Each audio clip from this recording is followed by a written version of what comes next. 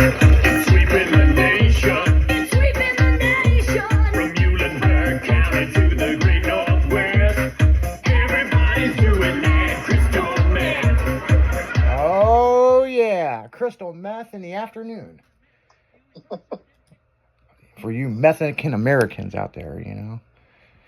Speaking of Mexican Americans, somebody sent me a video, and earlier I didn't want to open it up on the air because people send me fucking crazy shit. As I read one, and I'm like, oh God. Fucking. I like how people send me shit because they know we're live. Mm-hmm. You know what I'm saying? But this one, me and Jimmy listened to it on the break, so it was approved. But what you're about to hear, pay attention very closely, people. I have a question. How are we breathing in cars? Because, like, there's no air holes in a car. And, like, you shut your doors, so, like, how does the oxygen, like, get in? That's because most cars built after 1776 were made with oxygen tanks built into the undercarriage. Here, I'll show you mine. Because I have a V2 engine, I have two of them, but you may only have one. You need to check page 3 of your owner's manual to find out which one you have. But make sure you get these recharged every time you get your oil change, usually about every 600,000 miles. Most places like Jiffy Lube or Allstate will do it for free, and if you want to see how much you have left before you need a recharge, you need to grab one of these things right here. You can get them at Walmart. They're called a GB Advance. Or you can take it to AutoZone or O'Reilly's, and they'll also check it for free. I have a question. How are we breathing in cars? Because, like, there's no air holes in a car. And, like, you shut your doors, so, like, how does the oxygen, like, get in? Now, mind you, people, this is a very cute blonde girl. Mm-hmm. But I think she takes it in the pooper. Oh, yeah. Or she has to question it why you're going to stick it in there. This is the most stupidest video I've ever seen in my life. But it's just as bad as, remember that guy from some fucking country or whatever, and that blonde girl with the big boobs, and he's like, are you out of your fucking mind? About, does cats fucking have a soul? Yeah. He's like, what the fuck? And she starts talking random shit. It was some porn star.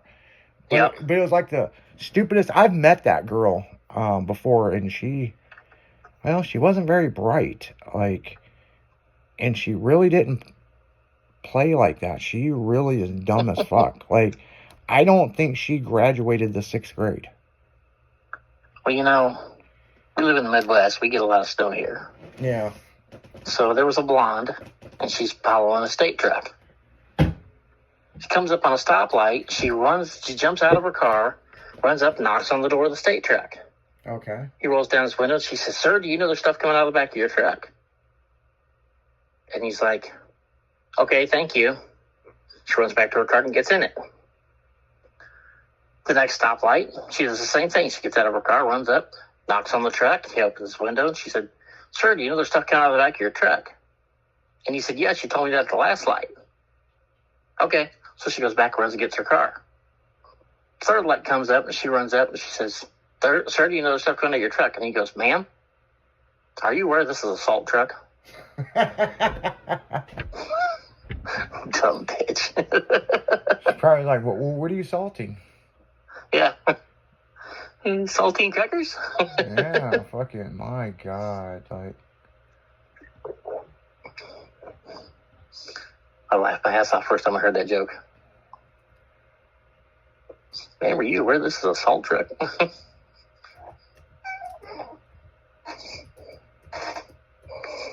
Oh, shit.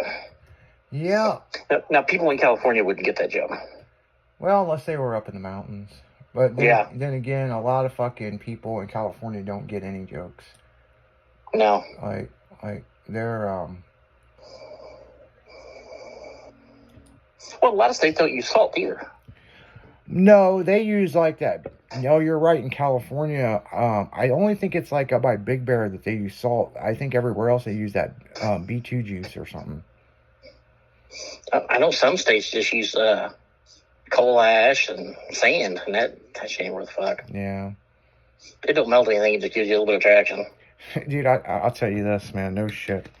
that video from Tennessee with the salt truck and the guys are in the back shoveling the snow out the back, I know. or the salt Someone out the sold back. out the Mexicans. Man, that was the funniest fucking thing I've Yeah, it seen was. all winter, man. I was like, I You know. forgot about that. and the thing is, that was real. That wasn't I made know. up. That was real. No, they were actually doing that shit. I mean, there's some weird shit that goes on in Tennessee, people. Like, Hey, man, they didn't have a spreader. yeah, they didn't have a spreader. Hey, they improvised, man. They were getting this shit done. But they okay? had Juan and Thomas. Yeah, they had Juan and Thomas, man. And they were happy as fuck. I don't Oh, know yeah. if I would feel comfortable sitting in that much salt. Well, I don't know. If it was cold outside, that salt would be warm. Yeah, I know, right? Like, I'm wondering So what the long-term effects are. So they're probably getting double time. Shit, they probably made, they're getting good money down there. They're making bank. They're like, fuck, we'll sit out here all day. Fuck, We got coveralls on. Yeah, these guys were rolling down fucking 24 in the back of a box truck full of fucking salt and shoveling it out the back as they're driving down the highway. Yep. The fucked up thing is the the fucked up thing is it probably spreads better than the salt spreader. Probably. So, other fucked up shit I've seen in the state of Tennessee. Now, this is before I owned Slammin' and Jammin', okay? Mm-hmm. I was going to Slammin' and Jammin' because I worked for Charlie doing MC work and, event programming and all kinds of stuff. Right. So, there was 30 of us. There was about 32 of us, actually.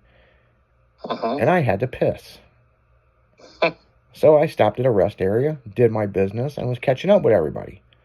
Mm-hmm.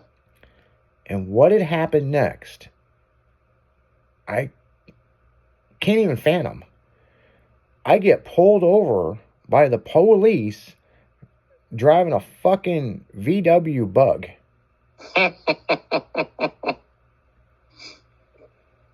Now, mind you, my truck don't have a rearview mirror because most of my vehicles don't have rearview mirrors or windshield wipers. Oh, the police was in a VW Bug? Yeah.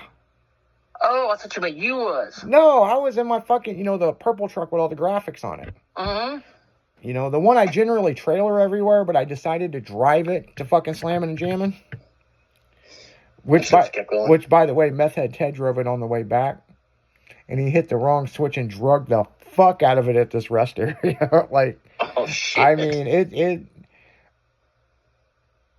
And then he didn't know what to do, but he just floors it. right there in front of me and my ex-wife. I'm like, what the fuck are you doing? I don't know. So he pulled right into a parking spot with the ass end laid out and the roll pan all bent all the hell. Oh, fuck. I was like, seriously? And he's like, my bad. I was like, Ted. And we called him Meth Head Ted because he never did meth, ever. In Hecker, Illinois, where he grew up, it was the meth capital of the United States at the time. So, and mind you, he was a kid, right? Come to work for me. At 16, he's like, no facial hair. By the time he was 18, he was growing a ZZ Top fucking beard. And unfortunately, Ted passed away when he was 21. A drunk driver hit him head on. I'm still really upset about it. Is he the one that was on the motorcycle? No, he was in the drift car. Okay. In the 240. We just got the motor in it. Got everything done. He could finally drive it. The next week, we were going to start welding the cage in it. Damn. And Ted worked in the shop, but he started. The crazy thing about Ted is he always told me he could hack computers and he could build websites, and I never believed him. This is the same motherfucker I beat with a fucking Gucci car seat, okay? That's the one I was going to ask you. Yeah, that's old Ted. So when Ted never lied to me, okay? But looking at him, there was no computer skill I could fathom in this son of a bitch's body, okay? You just couldn't see it, huh? So then one day, he built a mock-up website and had to show me, and I'm like, holy shit, I mean, you can do coding. Oh, yeah, man, I used to, hack into these fucking, the bank fucking machines, and it would spit out money and all kinds of shit. Oh, the ATMs. The ATMs, yeah. So this was back when stuff was still on analog and was getting switched over to digital. So he was really smart really he was a fucking nerd is what he was, but If you've seen him, man, he fucking looked like he was straight out of Trailer Park Boys, right?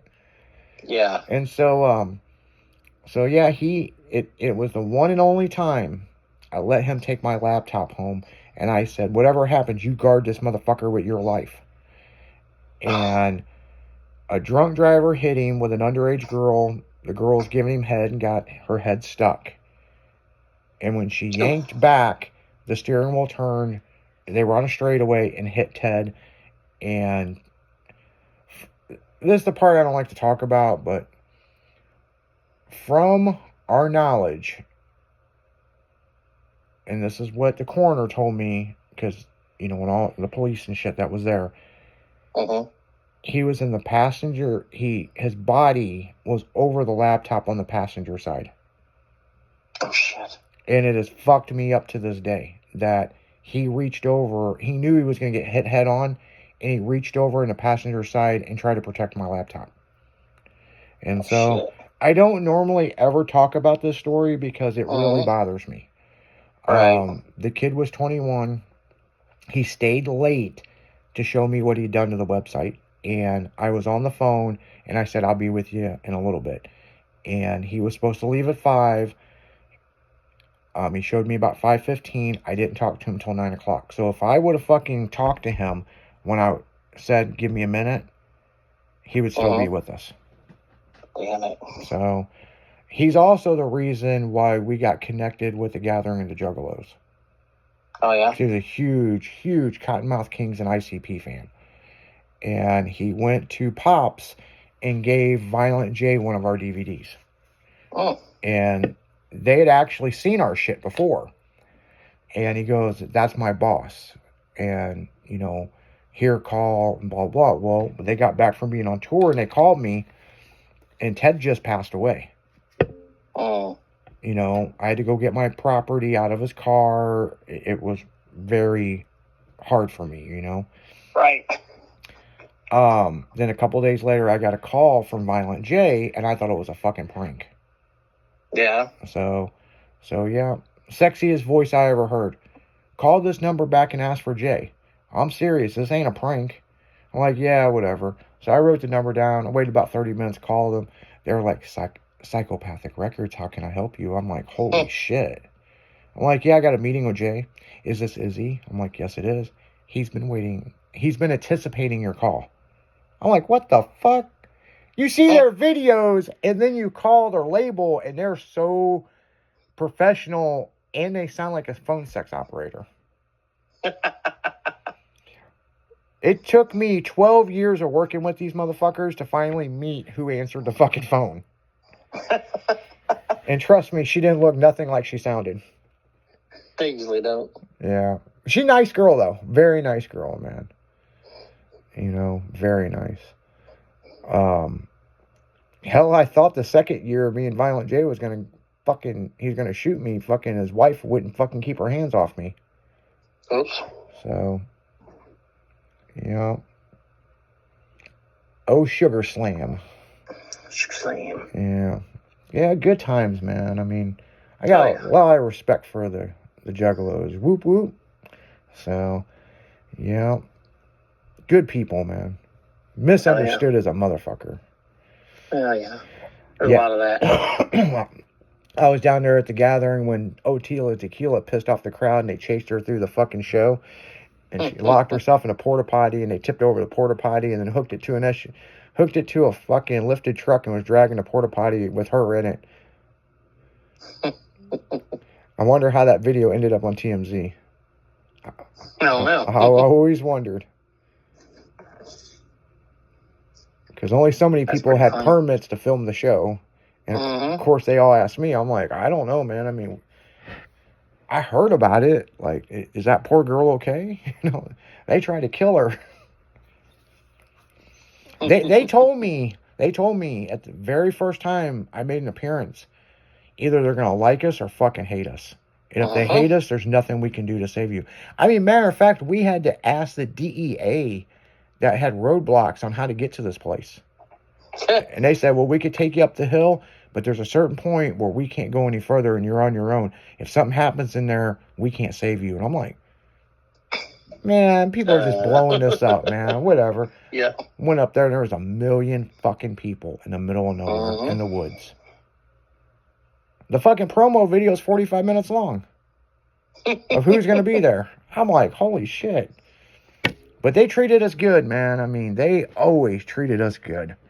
You know, matter of fact, I had met Ron Jeremy back when I was a stripper. And we knew of each other. I mean, it ain't like we went and kicked it or anything. Right. But the Miss Juggalette contest, me and him emceed it every year. And I know Ron's locked up in jail now for some bullshit that just is weird, you know? But that motherfucker was cool as fuck to hang out with, you know? But on that note, guys, we're going right back into music on 96.1 FM Steinland, dragging you through the afternoon, helping you get through that boring-ass Monday.